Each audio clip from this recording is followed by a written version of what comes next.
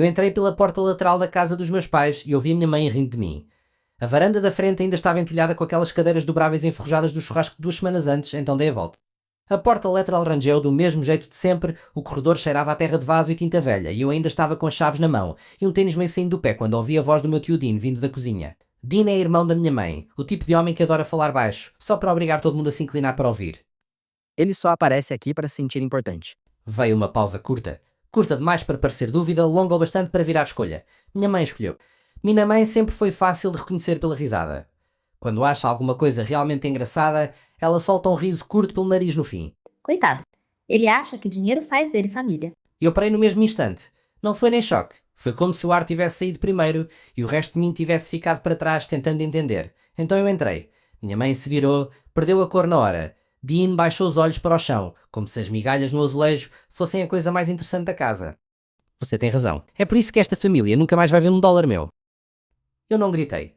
Não levantei a voz. Não fiquei para ouvir explicação. Correção. Desculpa torta nem aquela conversa de que eu tinha entendido errado. Eu ouvi perfeitamente.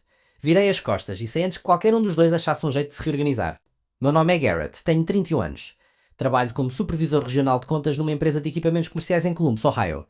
Nada chique, eu cuido de cliente, contrato, instalação, manutenção, equipe de campo, prazo, cobrança, problema dos outros. Comecei atendendo telefone por $12 a hora. 8 anos depois, ganho cerca de 92 mil por ano antes dos bônus. Em trimestre bom, passo dos 6 dígitos. Não sou rico. Só sou um cara solteiro, sem filhos, com um caminhão quitado, um apartamento modesto e dinheiro suficiente para não entrar em pânico todo mês. Na minha família isso já foi o bastante para me transformar em recurso. Meu pai passou a vida fazendo entrega para uma empresa de suprimentos de restaurante. Trabalho pesado, pagamento honesto, nunca suficiente para sair do lugar. Minha mãe ficou anos na recepção de um consultório odontológico, perdeu o emprego há uns 5 anos e nunca mais conseguiu nada estável. Minha irmã Paige trabalha meio período numa clínica veterinária. Meu irmão Jared é mecânico numa oficina do outro lado da cidade. Ninguém ali é vagabundo, mas ninguém conseguiu romper a barreira também. Eu fui o único e, naquela casa, isso nunca virou orgulho de verdade. Virou um silêncio estranho. Depois, cobrança. Depois, ressentimento. Desde cedo eu era o responsável. Não por mérito, por costume.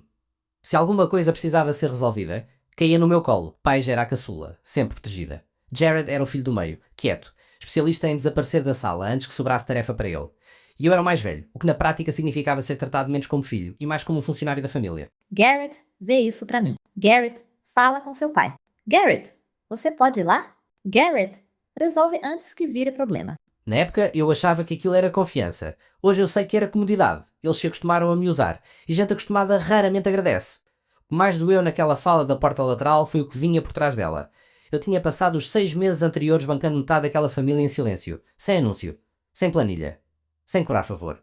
Sem jogar nada na cara de ninguém. Paige foi a primeira. Numa terça à noite, ela me ligou chorando. O namorado tinha sumido sem dar satisfação e deixado um rastro de dívida junto. Paige é a minha irmã mais nova. Ela sempre fala como quem está tentando não desmoronar no meio da frase. Garrett, ele foi embora. Simplesmente foi embora.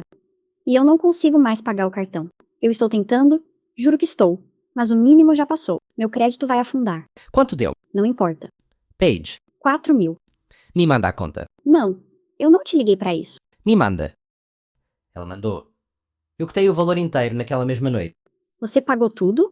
Já foi. Garrett, eu nem sei o que dizer. Então, não diz nada. Só respira. E eu não contei para ninguém. Nem voltei no assunto. Não usei aquilo como moeda. Não mencionei em discussão. Não transformei em dívida emocional. Acabou ali. Meses antes da cena da porta lateral, o sistema de aquecimento da casa dos meus pais morreu justo quando o frio começou a apertar em outubro. Minha mãe me ligou aos prantos. O técnico acabou de sair. Deu 12.200. Eu não tenho esse dinheiro, Garrett. Seu pai não tem esse dinheiro. Eu não sei o que a gente faz. Eu transfiro hoje. Não, espera. Mãe, eu já estou abrindo o aplicativo. Filho, Me manda os dados. Eu fiz a transferência naquela mesma tarde. Alguns minutos depois ela me ligou de volta, chorando ainda mais. Deus mandou você para nós, Garrett. Foi Deus. Você apareceu na hora certa. 60 dias depois, a mesma mulher riu e disse que eu achava que dinheiro me fazia família. E não eram só as emergências grandes. Era tudo. Absolutamente tudo. Toda visita minha terminava numa despesa nova. Eu chegava e a geladeira estava quase vazia. Eu ia passar no mercado amanhã. Como o quê? Eu ia dar um jeito. Pega a bolsa. Eu pago. Eu vi o caminhão do meu pai com os pneus quase lisos. Pai, esses pneus estão carecas. Ele resmungava, desconversava. Dizia que ainda aguentavam mais um pouco. Não aguentavam. Eu ia lá e trocava os 4. A conta da TV a cabo aparecia misteriosamente confusa quando eu passava por lá. Os presentes de Natal da família inteira precisavam ser comprados de última hora.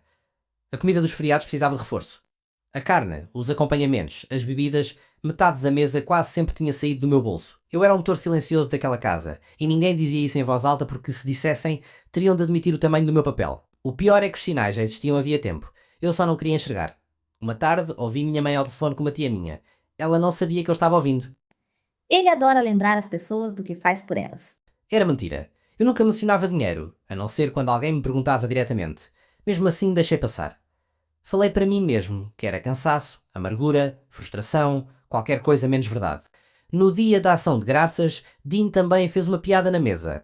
Aí vem o patrocinador oficial da família. Todo mundo riu. Sem ele, a gente fecha as portas. Dean, para com isso. O quê? Eu só estou reconhecendo o investidor principal. Minha mãe riu junto. Eu ri também porque era isso ou estragar a noite. Na hora, eu me convenci de que era brincadeira. Só que brincadeira na frente dos outros ainda tenta-se disfarçar. O que eu ouvi atrás daquela porta não estava fantasiado de nada, era o que eles realmente pensavam. Naquela noite eu não fui para o meu apartamento. Dirigi até um Holiday Inn, perto do shopping, peguei um quarto qualquer, joguei a mala de trabalho num canto e deixei a TV ligada no mudo. Fiquei deitado olhando para o teto e tentando lembrar da última vez em que eu tinha visitado meus pais sem pagar alguma coisa. Quando foi? Uma vez sequer. Eu não consegui pensar em nenhuma. Cada visita tinha um preço. Eu vinha chamando aquilo de amor havia anos, quando na verdade parecia mais uma taxa de permanência. No dia seguinte eu desliguei o celular. No outro, liguei de novo. Tinha 32 mensagens. A maioria era da minha mãe. Sinto muito que você tenha ouvido daquele jeito. Você sabe que não foi isso que eu quis dizer. Você está exagerando. Atende, por favor. Garrett, não faz isso. Dean tinha mandado algumas também. Uma delas era só um joinha. Só isso. Um joinha seco, imbecil, ofensivo num nível quase artístico. Você sempre leva tudo para o lado pessoal. Foi só conversa. Paige mandou uma mensagem curta. Me liga. E então veio o Jared. Jared é meu irmão. Fala pouco, trabalha muito, e quando resolve dizer alguma coisa, normalmente já pensou bem antes. Eu sei que eles passaram do limite, mas você sumir não vai consertar nada. Fiquei olhando para essa mensagem por bastante tempo. Ele estava tentando. Do jeito dele, estava. Só que ele não tinha entendido. Eu não estava sumindo. Sumir é fugir. Eu estava mudando. E mudar, às vezes, é só parar de fazer por gente que já transformou a sua boa vontade em obrigação. Eu tinha-me acostumado à ideia de que minha família e amor era uma coisa que precisava ser merecida. Talvez, se eu ajudasse o suficiente, resolvesse o bastante, aparecesse na hora certa todas as vezes. Eles fossem me enxergar como filho, como irmão, como alguém que importava sem precisar abrir a carteira primeiro. Mas ajuda demais cria dependência, e dependência vira ressentimento quando a pessoa não suporta a ideia de precisar de você. Então eu cortei tudo. Sem anúncio. Sem escândalo. Sem texto enorme de madrugada. Eu só parei. Parei de responder pedido de dinheiro. Parei de antecipar desastre. Parei de correr na frente para amortecer queda alheia. Garrett, seu pai precisa trocar uma peça no caminhão. Não posso ajudar. É só desta vez. Não. Você vai mesmo virar as costas para sua família? Não. E eu só parei de bancar gente que já trata a ajuda como obrigação. Quando chegou o aniversário de Paige naquele mês, eu estava a 20 minutos do restaurante e não fui. O celular vibrou em cima da bancada da cozinha do meu apartamento até quase me irritar. Eu olhei para a tela acendendo, apaguei de novo, acendendo, apagando e deixei ali. Pela primeira vez em muitos anos, eu não senti culpa. Senti o vazio, sim. Senti a ruptura. Mas culpa? Não. Foi ali que alguma coisa realmente mudou. Eu não tinha desaparecido. Eu só tinha fechado a conta. Pouco depois daquilo tudo, eu deixei meu pai se virar sozinho com a bagunça da conta da TV, a cabo que ele sempre largava na minha mão. Não liguei. Não fui atrás. Não resolvi. Uns dias depois, minha mãe me telefonou por causa de uma promoção de primavera para móveis novos de pátio. Se a gente comprar agora, sai bem mais em conta. Você consegue ajudar com uma parte. Não. Do outro lado, silêncio. Longo. Estranho. Eu quase afastei o telefone para conferir se a chamada ainda estava de pé. Está bem. Foi só isso. Sem discussão. Sem culpa. Sem aquele tom magoado que sempre vinha quando dinheiro entrava na conversa. Foi a primeira vez que minha mãe aceitou um não meu sem tentar me dobrar. As primeiras semanas foram as piores. Não porque eu sentisse falta de pagar conta para eles. Eu sentia falta da versão deles que só aparecia quando precisavam de alguma coisa. É feio admitir, mas é verdade. Quando minha mãe precisava de ajuda, a voz dela mudava. Ficava macia.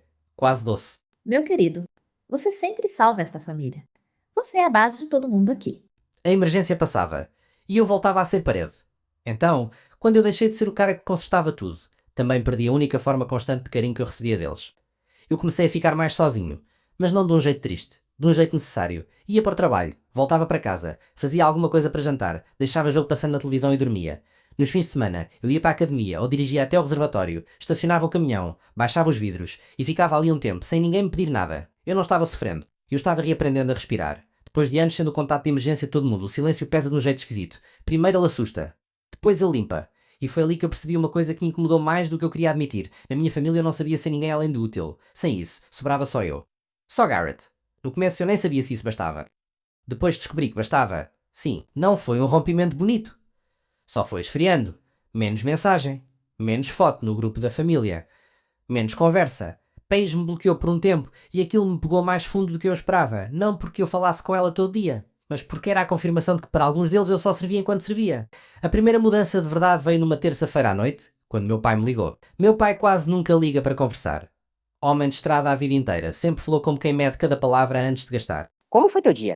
Corrido. Muito problema? O bastante. Chuva aí também? Caiu no fim da tarde. Aqui caiu cedo, o quintal virou um barro só. Imagino. E o trabalho? Igual de sempre. Cliente reclamando de prazo? Quando não reclama de prazo, reclama de preço. Então ainda está empregado. Por enquanto. E eu esperei. Fiquei até em silêncio um segundo, esperando a parte em que ele pediria alguma coisa. Mas ela não veio. Vai ver o jogo hoje? Vou. Eu também.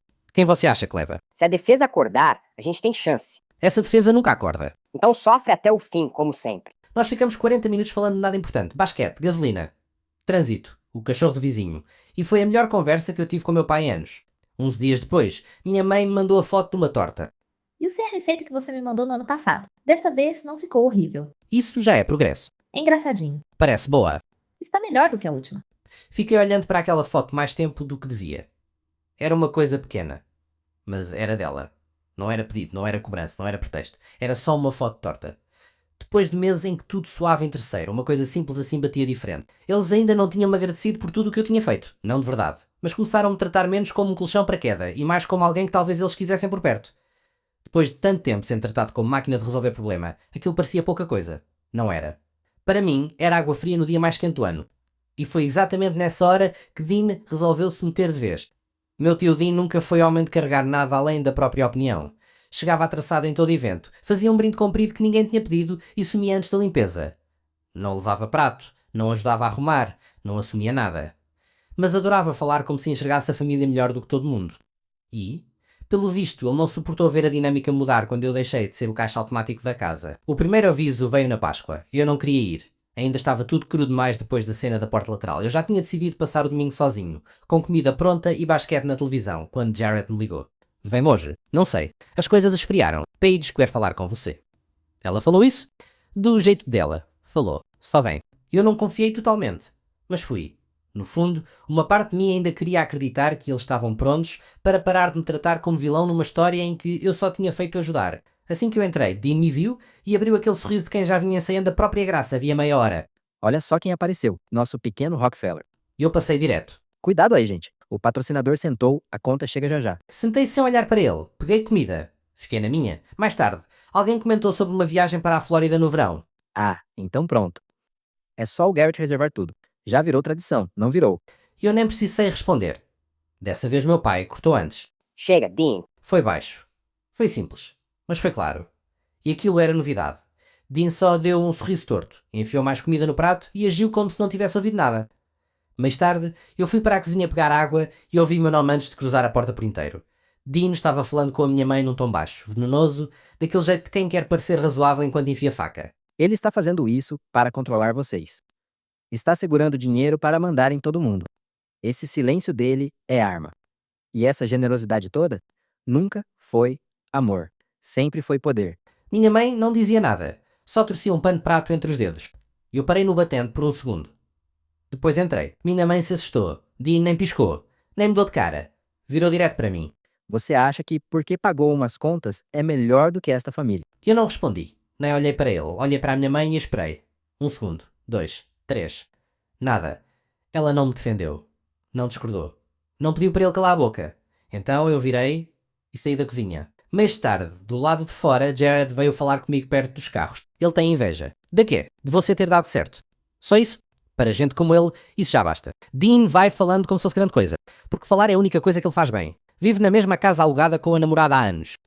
Não tem filho, não tem carreira, não termina nada. Toda semana aparece com um plano novo. Bolsa, negócio, investimento, projeto. Nada sai do papel. Potencial como plano de aposentadoria. Exatamente. E ali, encostado no meu caminhão, olhando a rua escura, aquilo fez sentido de um jeito feio. Talvez Dean também precisasse se sentir importante. A diferença é que a importância dele sempre parecia depender de fazer outra pessoa parecer menor. Nas semanas seguintes, ele continuou cavando. Minha mãe voltou a ligar menos. As mensagens do meu pai encurtaram de novo. Não foi uma mudança brusca. Foi pior. Foi sutil. Como quando alguém abaixa a temperatura da casa um pouco por vez até você perceber que está com frio. E eu sabia exatamente quem estava mexendo no termostato. Só que, dessa vez, eu não fiquei absorvendo aquilo em silêncio. Liguei para os meus pais e pedi para conversar. Só nós três. Sam, Dean. Vem jantar amanhã. Minha mãe fez lasanha. Meu pai abriu uma cerveja. E os dois passaram quase 20 minutos falando do tempo, da chuva, do preço das coisas. Qualquer assunto que não fosse o assunto. O garfo raspando no prato parecia algo demais. Minha mãe evitava meus olhos. Meu pai ficou arrancando pedaços do rótulo da garrafa. Até que eu pulsei o garfo. O Dean anda falando um monte no ouvido de vocês. E vocês estão escutando. Minha mãe abriu a boca, mas não falou. Então me responda uma coisa. Por que um homem que não consegue organizar a própria vida está tão interessado em controlar a minha? Meu pai ficou olhando para a mesa mais um instante, antes de responder. A gente sabe que ele fala demais. E faz tempo. Então está na hora de parar de deixar. Porque ele não ajuda, não resolve, não segura nada quando a casa balança. Ele só aparece, fala, bagunça e vai embora. Ele é seu tio. E isso muda o quê? Faz o veneno virar conselho? Minha mãe baixou os olhos. Você não está errado. Não foi reconciliação, não foi abraço, não foi pedido desculpa. Mas aquela mesa mudou alguma coisa. Pela primeira vez, meus pais não estavam só reagindo à última voz que tinham ouvido. Ele estava olhando para a situação inteira. Só que Dean ainda não tinha acabado. A próxima vez que eu vi foi no chá de bebê da Paige, o primeiro filho dela, num espaço pequeno fora da cidade, cheio de luzinhas, madeira falsa e um charme rústico que funcionava melhor em foto do que ao vivo. Minha mãe me mandou o convite pelo correio num envelope verde pastel com o meu nome em letra cursiva. Eu deixei aquilo em cima da bancada por 3 dias antes de decidir. Paige e eu mal tínhamos tido uma conversa de verdade em meses. A última foi um telefonema de 5 minutos que pareceu mais uma obrigação cumprida do que um momento entre irmãos. Mesmo assim eu fui. Achei que, no pior cenário, seria só uma tarde desconfortável. E eu já tinha sobrevivido a coisa pior. Cheguei 10 minutos atrasado, de propósito. Tempo suficiente para a sala já estar ajustada e a atenção ter caído em outro lugar. Eu não queria o momento do ele chegou. Só queria entrar, existir e sentar sem virar cena. Você veio. Vim. Obrigada. O vestido está bonito. Estou enorme. Você está grávida. Não é a mesma coisa. Continua sendo assustador. Acredito. Eu entreguei um cartão presente escondido dentro de um body de marca e fui-me sentar na ponta da mesa principal. Jared e a namorada já estavam lá. Minha mãe estava brilhando como se tivesse esperado a vida inteira por aquele dia. E Dean estava perto da mesa de comidas como se fosse dono do lugar, várias rodadas à frente. Guardanapo enfiado no colarinho, rindo alto mais de piadas que ninguém mais achava tão boas. No começo, correu tudo bem. Jogos previsíveis. Comida decente. Peixe feliz de verdade. Por alguns minutos, eu até relaxei. Aí Dean levantou com o copo na mão. Antes dos presentes, eu quero falar uma coisa. O meu estômago caiu na hora. Eu conhecia aquele tom. O tom de homem que acha que vai dar uma lição no mundo. Família não é cheque. Não é favor com plateia. Não é fazer uma coisa e depois posar de salvador. Família é presença. É estar perto. É amar sem transformar tudo em dívida. Porque tem gente que acha que dinheiro compra importância. Não compra. Só faz barulho. O sangue esfriou no meu rosto. Ele não disse meu nome, não precisava. Cada palavra tinha meu endereço. Pais ficou encarando a mesa. Minha mãe amassou um guardanapo entre os dedos. Meu pai ficou imóvel, maxilar travado, como se estivesse segurando alguma coisa com força. Se a gente quer ensinar a próxima geração direito, precisa lembrar o que é conexão de verdade. Não culpa. Não alavanca. Família. E sentou de novo, como se tivesse acabado de entregar o discurso do século. Ninguém bateu palma. Ninguém sorriu. O salão inteiro ficou duro. Eu levantei devagar e olhei direto para ele. A única pessoa usando culpa aqui é você. E você não vai reescrever a história só porque se incomoda com a minha. Eu ajudei quando ninguém ajudou. Dei porque eu quis. Fiz porque precisava ser feito. Você só apareceu para comentar. Então eu virei para os meus pais. Ele tenta se meter nas decisões desta família há anos e vocês deixaram. Mas ele não acrescenta nada. Não ajuda. Não sustenta. Não apoia. Só fala. E eu parei. Ninguém me interrompeu.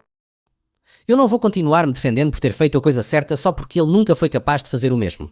Se vocês continuarem deixando esse homem dirigir esta família, vocês vão perder mais do que imaginam. O salão ficou em silêncio. E, olhando para a cara do Dean, eu entendi na mesma hora que ele não ia deixar aquilo barato. Saí do chá de bebê, entrei no caminhão e desliguei o celular antes mesmo de sair do estacionamento. Eu não queria pedir desculpa. Não queria explicação. Não queria mais uma daquelas tentativas da família de fingir que não tinha sido tão grave assim só para todo mundo seguir em frente sem encarar nada. Dessa vez eu não queria conversa. Eu queria prova. Prova de que alguém naquela sala tinha entendido o que aconteceu e estava disposto a agir como se tivesse entendido mesmo. Na manhã seguinte, meu pai ligou. Eu quase deixei tocar até parar. Fiquei olhando o nome dele na tela por 3 chamadas antes de atender. Eu e sua mãe conversamos ontem à noite. Muito. A gente pediu espaço para o Dean. Ele não vai aparecer nos eventos da família por um tempo. A gente deixou ele falar demais. Por tempo demais. E isso foi culpa nossa. Ele respirou fundo. Demorou um segundo a mais do que o normal para continuar. Eu não sei falar essas coisas direito, mas a gente errou com você e sente muito. Aquilo bateu em mim mais forte que qualquer coisa que o Dean tinha dito. Não porque fosse dramático, porque não era. Meu pai não é homem de pedir desculpa com facilidade. Para ele essas palavras sempre pareceram pesadas demais, quase íntimas demais. Então, ouvir aquilo sem eu arrancar nada dele significava que ele tinha passado a noite inteira sentado com a própria consciência e decidido, sozinho, que precisava me ligar. Mais tarde naquela semana, Paige me mandou mensagem. Obrigada por ter aparecido. Eu sei que deve ter sido estranho pra você. Veio outra logo em seguida. E ele sempre falou comigo desse jeito também. Eu só nunca dizia nada.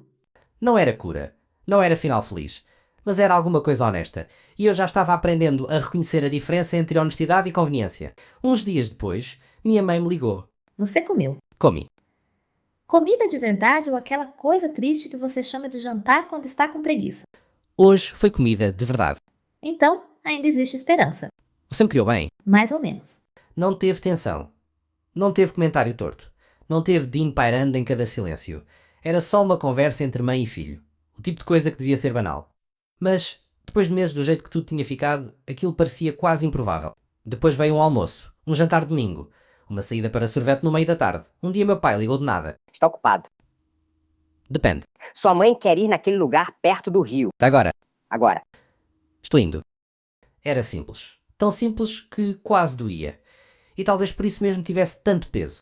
Eles pararam de me pedir as coisas e começaram a me chamar. Só isso. Chamar. Estar. Aí veio o convite para um fim de semana prolongado em Lake George. 2 cabanas. Sem pressão para eu pagar nada. Por reflexo, eu ofereci. Posso entrar com uma parte? Não. Desta vez é por nossa conta. Eu fiquei quieto um segundo depois dessa frase. Ela me desmontou mais do que eu gostaria de admitir. Naquela mesma semana, recebi ligação do número desconhecido. Atendi por impulso. Era Dean. Você acha mesmo que eles mudaram? Você acha que isso é real? Desliguei. Alguns minutos depois, ele mandou uma captura de tela. Era uma mensagem da minha mãe num grupo. 2 semanas antes do chá de bebê. Ela dizia que eu agia como se todo mundo fosse parte do meu projeto pessoal de caridade. Eu olhei para aquilo e não respondi. Nem para ele, nem para ela. Só salvei a imagem e deixei no celular por 2 dias. Não por raiva. Não para usar depois. Só porque alguma parte de mim ainda precisava lembrar que boa vontade não apaga estrago antigo. Segundo dia, Paige me ligou. Ele me mandou a mesma captura. Claro que mandou. A gente falou com a mãe. Ela admitiu. Disse que escreveu aquilo antes de as coisas mudarem. E a gente falou pra ela que, se quer consertar isso de verdade, vai ter que dizer essas coisas em voz alta. E o Dean? O Dean não estava tentando te avisar. Ele estava tentando estragar. Foi ali que encaixou de vez. Dean não estava me alertando. Estava sabotando uma aproximação da qual tinha sido deixado de fora. Ele queria destruição porque não suportava a própria irrelevância. Fui para Lake George sozinho. 4 horas de estrada. Às vezes eu me pegava acreditando que podia dar certo. Em outros momentos, imaginava aquilo tudo explodindo de novo por causa de uma frase mal colocada. Quase não liguei o rádio. Era só rodovia, o barulho do motor e a minha cabeça indo e voltando entre esperança e desconfiança. As cabanas eram melhores do que eu esperava. Madeira de verdade. Um círculo de pedra para fogueira nos fundos. Cadeiras de jardim todas diferentes, juntadas ao longo do tempo. Redes entre as árvores. Cheiro de pinho, água e fumaça de lenha no ar. Eu nem tinha tirado a bolsa do banco do passageiro e já senti meus ombros baixar um pouco. Paige me viu primeiro. Estava com os tornozelos inchados apoiados num cooler e um prato de uvas equilibrado na barriga. Você veio. Vi-me. Ainda bem. Isso sou sincero. Não acostuma. Mas sou sincero mesmo assim. O primeiro dia foi tão normal que chegou a parecer estranho. Meu pai tomou conta da churrasqueira como se estivesse prestes a receber um prémio por virar hambúrguer. Minha mãe dava opinião sobre temperatura sem que ninguém pedisse. Jared apareceu e, em menos de 10 minutos, começou uma discussão absurda sobre cachorro quente. É sanduíche? Não é. Claro que é. Não do jeito certo. Você inventa regra para tudo. E você chama qualquer pão com recheio de sanduíche. Porque é exatamente isso. Se vocês dois brigarem por causa de salsicha, eu apago o fogo. Apaga mesmo que eu faço melhor. Você não chega perto da grelha. Está vendo? É por isso que tudo passa do ponto. Mais tarde, Jared ainda implicou comigo porque eu não conseguia acender a fogueira sem procurar no celular. Não me diga que você vai ver vídeo para acender lenha. Eu só estou conferindo uma coisa. Você tem 31 anos. E gosta de precisão. Você gosta é de tutorial. Ninguém falou de dinheiro, ninguém falou de Dean. E, durante algumas horas, aquilo só pareceu família. Não a versão cansada e calculada que eu tinha aprendido a suportar. Família de verdade. Barulhenta. Imperfeita. Presente. Naquela noite, minha mãe pediu para conversar. Nós fomos até à água enquanto o resto da cabana fingia não ouvir. Eu preciso te falar uma coisa. Fala. Eu senti ressentimento de você por muito tempo. E em vez de lidar com isso, eu joguei isso em cima de você. Era mais fácil falar de você do que falar com você. Ela tirou um papel dobrado do bolso do casaco e colocou na minha mão. Eu escrevi, caso eu não conseguisse dizer direito. Quer que eu leia agora? Não, só fica aqui um pouco. E eu não li. Fiquei com o papel fechado na mão, olhando a água escura, ouvindo o vento e os insetos no mato. E, sem exagero, foi o momento mais pacífico que eu tive com a minha mãe em anos. Mais tarde, todo mundo se apertou no sofá para ver um filme. Quente, desconfortável, bom. Então o meu celular vibrou. Eu achei que fosse alguma besteira no grupo da família. Abri. Era uma foto minha com a minha mãe sentados à beira do lago. Levei um segundo para entender. No outro, entendi mais. A foto tinha sido tirada de trás das árvores. Meu pai foi o primeiro a se levantar. Que é isso? Foi o Dean. Não, Foi. Minha mãe pegou o telefone da minha mão e ficou olhando para a tela como se ainda procurasse outra explicação. Não tinha. Todo mundo saiu. Peixe pegou o celular, abriu o grupo da família, mandou a foto que o Dean tinha enviado e digitou com os dedos tremendo. Isto é obsessão. Acabou. Ninguém vai mais deixar você envenenar tudo. Ninguém defendeu o Dean. Ninguém pediu calma. Ninguém sugeriu que talvez houvesse um mal-entendido. Minha mãe só apertou a tela, removeu-o do grupo e guardou o telefone. pronto. Sem discurso. Sem debate. Só isso. E, pela primeira vez, a ausência dele disse mais do que a presença jamais tinha conseguido dizer. Mais tarde, no quarto, eu finalmente abri o bilhete da minha mãe. A letra dela tremia em alguns pontos. Não era bonito. Era sincero. Ela escreveu que sempre odiou precisar dos outros. Que, quando eu o ajudava, uma parte dela sentia alívio. E outra sentia vergonha. Escreveu que ver em mim uma firmeza que ela nunca teve fazia doer mais do que ela queria admitir. E que, em vez de lidar com essa dor, ela descontou em mim. Que me tratou como problema porque era mais fácil do que encarar o próprio espelho. No fim, escreveu que sentia muito por ter-me punido justamente por eu ser o tipo de pessoa de que ela mesma precisava. Eu reli aquilo 2 vezes. Não era perfeito. Mas, pela primeira vez na vida, tive a sensação de que minha mãe realmente estava me enxergando. 6 semanas depois, recebi por e-mail um convite para a reunião de família. Curto. Simples. No fim, uma frase. Traga você. É o bastante. Eu fiquei olhando para aquilo por horas. A velha parte de mim queria aparecer carregando alguma coisa. Um prato, um presente, um envelope. Qualquer coisa que justificasse o meu lugar ali. Aí eu percebi o que estava fazendo e parei. Aquele impulso era o problema inteiro. Então respondi que sim e fui de mãos vazias. O pavilhão estava um caos do melhor tipo. Crianças correndo como se tivessem bebido açúcar puro. Karaokê, ruim num canto. Um primo meu assassinando uma música sertaneja com confiança impressionante. Bandejas de massa cozida demais sobre mesas dobráveis. Uma faixa enorme escrito família em letras quadradas e cafonas que, de algum jeito, funcionavam. Minha mãe me viu no segundo em que eu entrei e já veio com um prato. Prova a berinjela. Sua tia trouxe e, pela primeira vez, está boa.